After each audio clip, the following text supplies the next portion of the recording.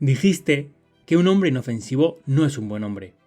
Un buen hombre es un hombre muy peligroso, que tiene eso bajo control voluntario.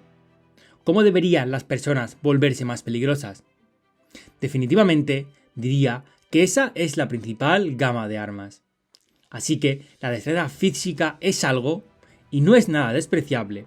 La confianza física que viene junto con eso también. Pero lo mismo se replica a nivel de la capacidad de comunicación y pensar. Ese es un campo de batalla y oportunidad mucho más amplio. ¿Quieres tomar tu lugar legítimo en el reino? Es como poner tu lengua en orden. Amigo, controlarla en el sentido más elevado posible. Nada te hace más formidable que la competencia verbal y la capacidad de articular, de poder pensar, de reunir tus argumentos correctamente. Es una metáfora de campo de batalla, para poner todo en orden. Toda tu información clara, para organizar tus fuerzas. ¿Es posible tener demasiada responsabilidad? ¿Asumir demasiada responsabilidad por ti mismo? Definitivamente sí. Dostoyevski dijo que cada hombre era responsable de todo lo que hace y por todo lo que hacen los demás. Lo cual es una afirmación un tanto insana, pero también, en cierto sentido, es cierta. Tienes una responsabilidad indefinida, y tienes una capacidad indefinida para llevar esa responsabilidad. Pero eso no significa que no pueda ser abrumadora, y diría que el antídoto para eso es que no estás solo en esto. A medida que tus responsabilidades aumentan y tus oportunidades aumentan, debes delegar más y más. Es importante que hagas todo lo que puedas, pero hay suficiente para que todos lo hagan. Por lo tanto, podrías decir, bueno, el camino heroico es el que conduce a la redención universal, y eso es verdad. Y podrías decir, bueno, todo depende de ti. Es como lo que es en cierto sentido, pero luego el problema que acabas de describir puede ser insostenible, ¿verdad? Puedes torturarte por no hacerlo suficientemente bien. Y sí, depende de ti, pero no solo de ti. No solo de ti. Así que delegas y ayudas a construir personas a tu alrededor para que todos trabajen en la misma dirección. Es un multiplicador de esfuerzos en cualquier caso. Y te aseguras de que reciban crédito. El crédito no es exacto, pero es suficiente. No es exactamente correcto. Las recompensas están en función de sus esfuerzos. Y puedes distribuir eso si puedes rutinizar algo y pasar la responsabilidad a otra persona. Dices, aquí tienes un pequeño reino para ti. Y no tiene que ser pequeño. Y es algo que puede crecer. Pero aquí tienes un reino para ti. Bien, entonces puedes irte y hacer lo siguiente que necesitas hacer, que es extremadamente importante. Podrías pensar que hay un reino y luego se divide en pequeños reinos, y así, cuanto más bajo estés en la jerarquía, más pequeño será el reino que obtienes. Pero eso solo es cierto si piensas que el mundo es un juego de suma cero. Porque también podrías pensar en el mundo como un lugar como un número indefinido de los reinos más grandes posibles. Y creo, ¿por qué pensamos que esto es agotable en cierto sentido?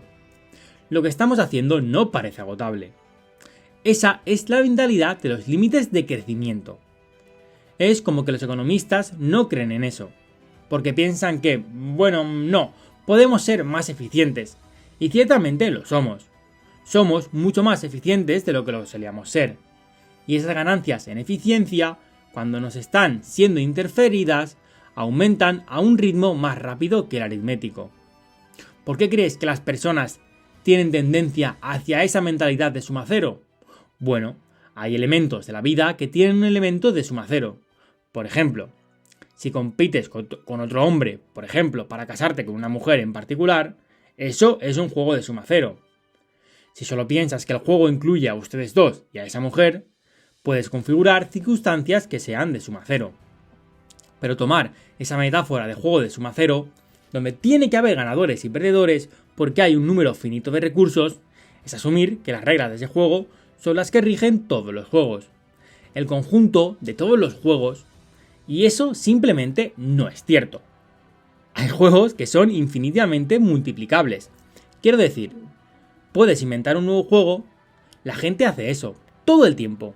El hombre que inventó Catán, que es un juego que realmente me gusta jugar, es un juego de mesa muy popular que no existía hasta que él lo inventó. Y ahora miles y miles de personas lo juegan, y él hizo una fortuna con él. Es como si ese juego nunca hubiera existido, por lo que no parece haber límites en el número de juegos que podemos inventar.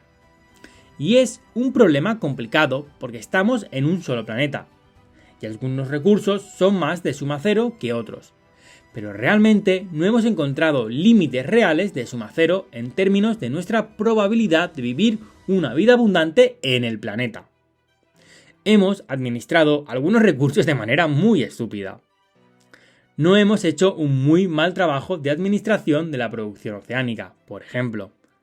Tenemos que ser inteligentes acerca de nuestros recursos, pero eso no significa que sea suma cero, y ciertamente no significa que el mundo sea un juego de suma cero, y esa es una idea malthusiana.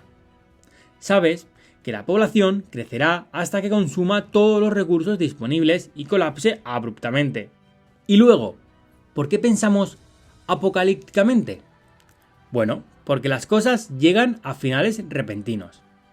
Las personas mueren. Las personas contraen enfermedades fatales. Como el mundo, minuciosamente construido, puede ser destruido en cualquier momento por un acontecimiento aleatorio. Una mutación genética que causa el cáncer que te mata, por ejemplo. La vida tiene un aspecto fundamentalmente apocalíptico. Y lo entendemos porque somos conscientes de nosotros mismos. Y luego es muy difícil no aplicar ese tipo de razonamiento apocalíptico a cosas como tal. El mundo se va a quemar, el clima está demasiado caliente. ¿Qué pasa con los bucles de retroalimentación positiva incontrolable? Porque de eso, de lo que los tipos del clima tienen miedo. Sí, ocurren.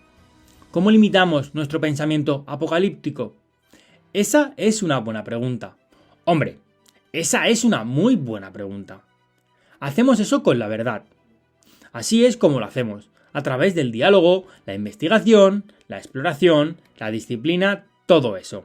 El logos es el antídoto del apocalipsis. ¿Y qué significa eso? El amor y la verdad son el antídoto del apocalipsis.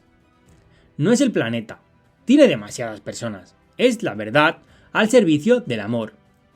¿Qué quiero decir con eso? Bueno, es una jerarquía de virtudes. Yo diría, ¿sabes? Hay una antigua idea de que Dios es la suma de todo lo bueno. No creo que suma sea exactamente la metáfora correcta. Es más como imaginar que hay verdades eternas. Verdad, belleza, justicia, amor, coraje, fortaleza, compasión. Piensa en todas esas cosas como virtudes. Entonces, la virtud es lo que todas las virtudes tienen en común. Esa es la relación de Dios, como lo bueno, o tal vez podrías pensar. ¿Cómo se manifestaría eso en tu vida? Bueno, eso podría ser la búsqueda del bien. Y eso es la búsqueda del bien lo que une a todos los bienes próximos. ¿Qué es eso exactamente? Es algo así como creer que sería lo mejor que todas las cosas florezcan en la medida en que eso sea posible.